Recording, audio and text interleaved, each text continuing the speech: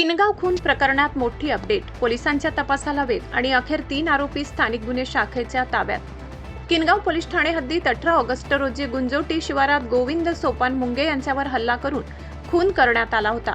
या गंभीर प्रकरणाचा समांतर तपास करत असताना स्थानिक गुन्हे शाखेला गोपनीय माहिती मिळाली। MIT कॉलेज अंबाजोगाई रोड परिसरात 3 आरोपी असल्याची माहिती मिळताच पोलिसांनी तात्काळ सापळा रचला आणि तिघांना ताब्यात घेतलं। अजय गवडी, लखन फले आणि लहू इटकर अशी ताब्यात घेतलेल्या आरोपींची नावे आहेत। प्राथमिक चौकशीत त्या आरोपींनी फरार साथीदारांसह खून केल्याची माहिती दिल्याचे पोलिसांनी सांगितले आहे।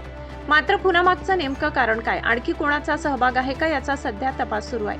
दरम्यान तीनही आरोपींना पुढील कायदेशीर कारवाईसाठी किनगाव पोलिसांच्या ताब्यात देण्यात आले असून फरार आरोपींचा शोध सुरू आहे। लातूर स्थानिक गुन्हे शाखेच्या या कारवाईने खून प्रकरणाच्या तपासाला आता निर्णायक वळण मिळालं आहे।